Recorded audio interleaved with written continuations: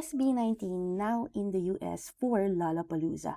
So ano ba tong Lollapalooza na to and why is it such a big deal when it comes to the history of the Philippine pop music? So Lollapalooza is one of the biggest concert music fest in the global scale. So it is able to attract around 400,000 attendees at lagi talaga tong sold out. So some of the performers that will also be there in Lollapalooza are some of the biggest names like Blackpink, Jennie, and Olivia Dean, who's also my favorite, as well as Chainsmokers and Empire of the Sun, and more.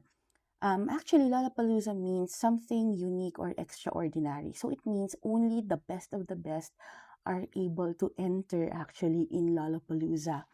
And ang maganda dito sa Lollapalooza, hindi lamang siya in the US sikat. So there are also legs or parang sort of franchise na rin sila, and they also appear in countries like Chile and India, including European countries, which means that massive talaga yung nare-receive na views ng any artist who will enter into this arena. So you can just imagine yung contribution na to. Kasi it will be SB19 actually na isa sa mga pinaka-first actually na Filipino group who was able to do this. So the good thing about the Lollapalooza is that maganda yung binigay na stage sa kanila. It's a big outdoor stage and they were given 1 hour to perform. So they're expected to have 12 or probably 18 songs, and ang daming excited kasi alam naman natin yung standard and quality ng SB19 when it comes to performances. Walang putyo-putyo talaga.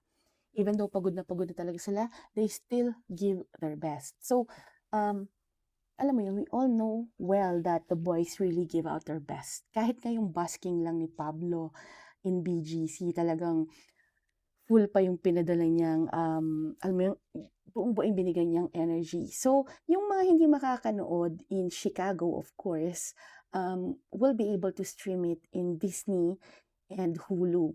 So, the performance will be at 3:30 p.m.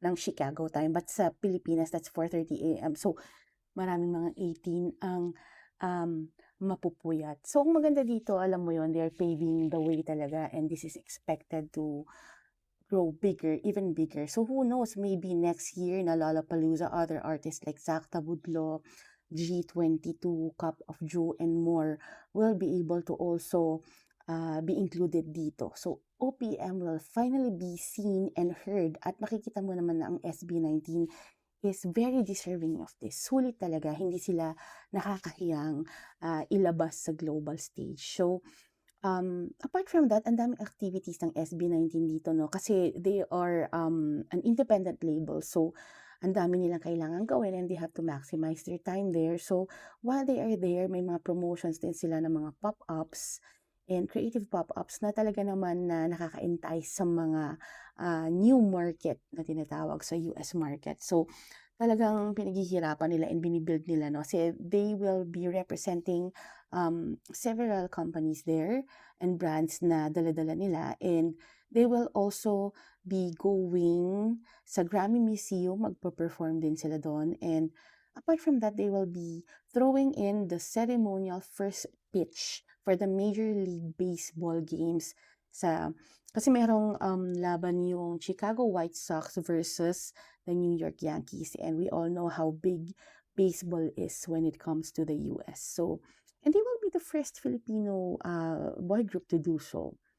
Apart from that, pagkatapos nitong US leg nila, no, tutuloy sila sa Summer Tokyo Music Fest in August. So, back to back, sobra talagang dami nilang kailangan gawin. So, I am very happy to see them finally here, no? To Jesus Christ be the glory. So, after all the bashing, alam mo yun, na nare-receive nila and criticisms simply for their looks, it's really nice to see their humble and rough beginnings.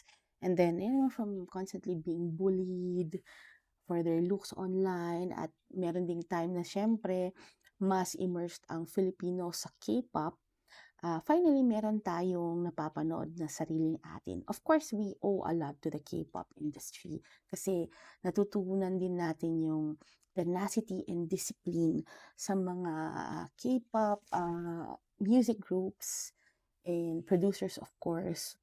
But still, this is a really huge milestone for us, and it's promising, especially for the talent ng mga maraming Filipinos who are dreaming out there to make it big. So it's expected that SB19 will also pull in around 10,000 to 20,000 attendees globally for this one. So pinili talaga sila kasi talagang, alam mo yun, ang dami talaga nanonood sa kanila. Even their concerts here in the Philippines tend to do very well. So madaling mag-pull sa kanila ng 50 to 60,000 audience, even though hindi masyado mainstream yung pagkakamarket sa kanila. And TikTok has a lot to do with it.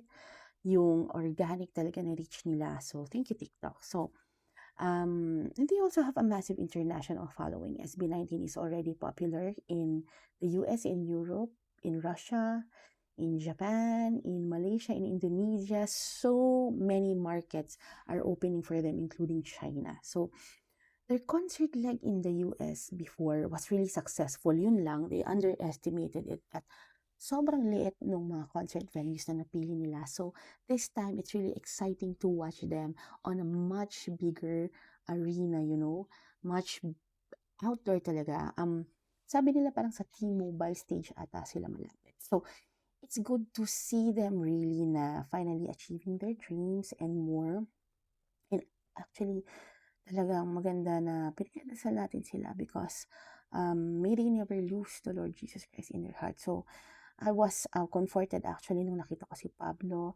He had his solo concert, the middle, and he sang there, what a beautiful name, the name of Jesus. So alam mo yun, I credit all their success talaga to faith and yung magandang good intentions talaga. Pag mabait at maganda yung iniisip mo sa puso mo, no, you will really be guided. So to Jesus Christ be the glory. So SB19 is really talented, no doubt. And one of those who really deserve to be really known on a global scale. So ito talaga yung panahon at time talaga na habang nandito yung SB19, talagang dapat tuloy-tuloy yung ganitong mga campaigns nila. Because, there's only so much time and years left for them to do this. And who knows, no? Yung mga protege nila na under One Zay Entertainment, is that the right word, protege? Yung Sonara will also be welcomed into this stage in the near future. So thank you, and to Jesus Christ be the glory. Thank you for listening.